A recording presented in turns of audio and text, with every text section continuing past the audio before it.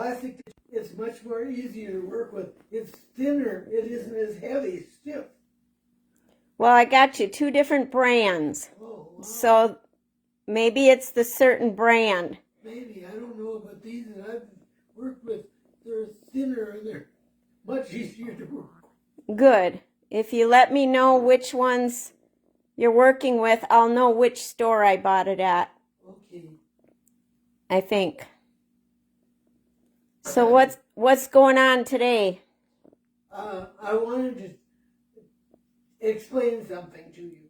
Why I didn't... Wait. Not right now. Okay. Wait a little bit. Okay? Now, all right. I want to talk about something else. All right. Something a little lighter. So, when you were a kid, did you have to walk to school? Yes, I walked a mile to school, and the last quarter of a mile was open, with no trees around, and that was the coldest area just before I got to school. So it was open field? Yeah, And it was how far? about a quarter of a mile. I had a mile to walk, so the first 3/4 of a mile was woodsy.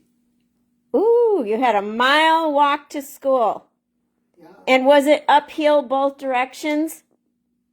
Well, just at the schoolhouse, it was just up.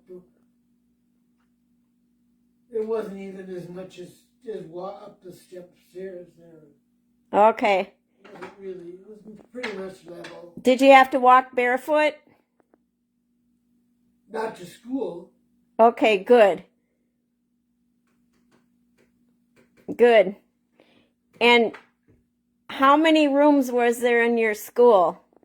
1. How many grades? 8 grades, 6 grades, 8 grades. 8 grades? Yep. Is that all they had to do in those days? It was the teacher had to be able to handle all the different ages of the neighborhood.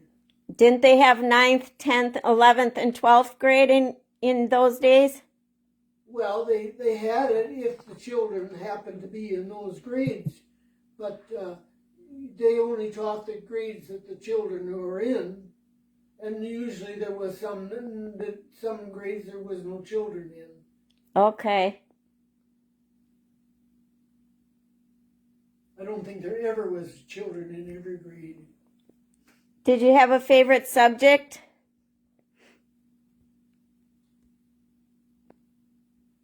I liked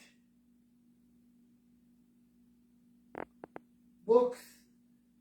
I liked history, but not the history part, but the story part of it. I enjoyed books, especially some books that were written about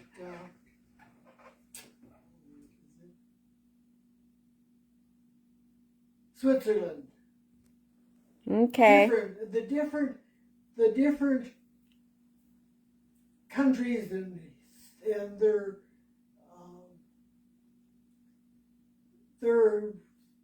way they lived, and that was what interested me in the history part of it. Okay. The way the different cultures lived. Yeah. How they did things in different countries. Pardon? How they did things in different countries. Yeah. Did you go all the way through 8th grade or not? Yes. You finished school?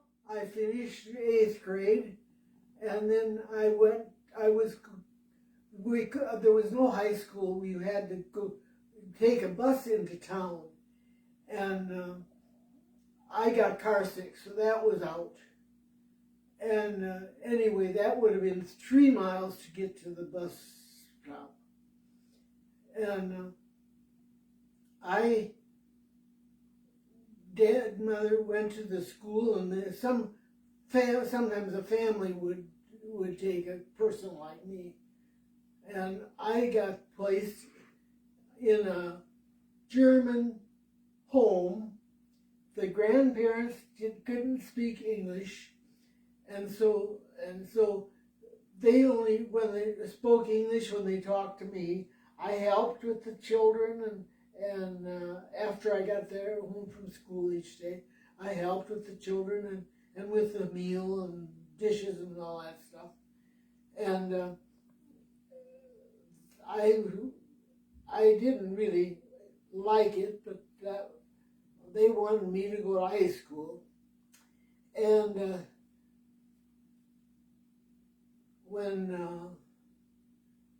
one grade I hated.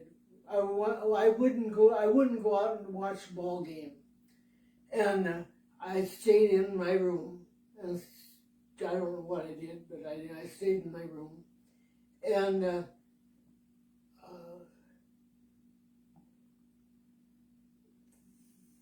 that kind of set me as a queer person. A queer person? From the other kids thought. Yeah, an oddball. Oddball, yeah. Okay. And but I managed to do that, and then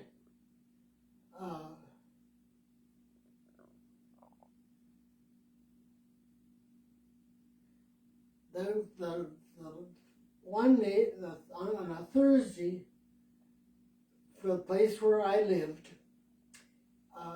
they were having a wonderful supper, they thought. Here we go. And when I got to the table, it looked like dead mice floating around in milk. It looked like dead mice floating around in milk? It was oysters, but I had never seen or heard of oysters before. Yeah, and you didn't like it. I didn't. I don't know if I even ate. I don't remember if I even ate it or anything. Anyway, the next day when Dad came to get me, I took everything I had, and I'm never going back. So I had 6 weeks of high school. So you never went back because of oyster soup or oyster stew? Yeah, that and that teacher that I didn't like.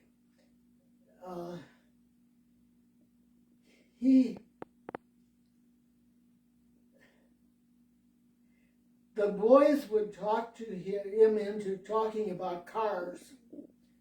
It was going to be, whatever the subject was in the class, the boys would get him to talk about cars and motors and stuff.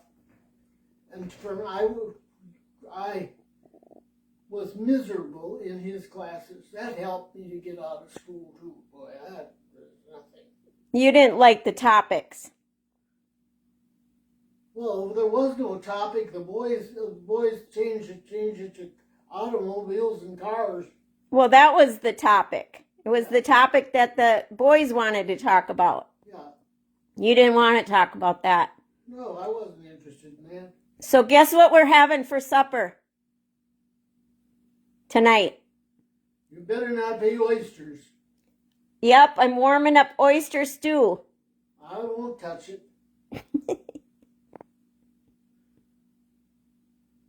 I'm teasing you.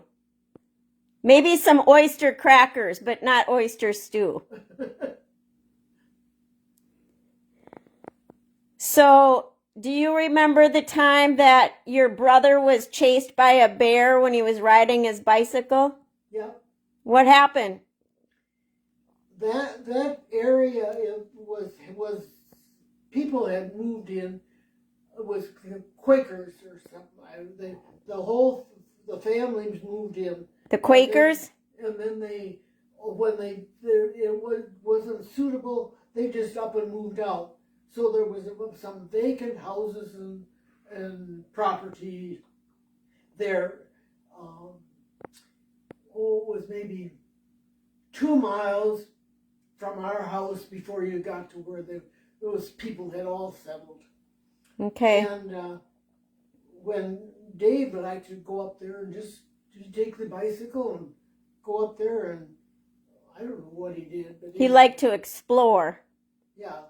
And anyway, that day he came home and he was coming down a steep hill, and then a bear and 2 cubs came out as he was coming down, and he was it was in the old road, and car ruts like so deep. Uh-huh. He couldn't get the bike out of those ruts in no way.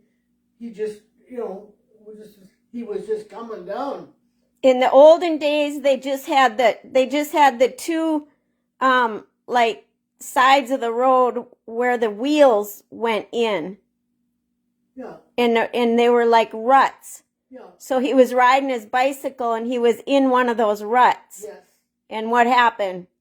Anyway, as the mother bear crossed and the cubs were behind, and I guess his pedal hit one of the cubs or something, and it scared it must have been, he knew he had hit it and afraid it was after him. He biked home the last mile or so, thinking the bears were after him all the while. How long they followed him or what, nobody knew, because he was scared to death. He never looked back. He just pedaled for his life. Right. Yep. And then, what about, did you have a bicycle? Yes. Did you like to ride it? I like to ride it. Sometimes? Yeah. I would go to Stimps. The one family that I really, they went to our church too, and I could go to the cross, past my what had been my grandma's house, and it was shorter that way, and I would go that way and go and visit what was her name? Visitor, and then I was interested in her brother. I didn't understand that part at the time, and he was in the army, and I wrote to him when he was in the army, and then when he came home, I would bike over there and visit with him and his sister and stuff. Okay. Was that your dad's mother or your mother's mother? Which grandma? Mother's mother. What was her last name? Sandberg. Oh, that's right. Sandberg.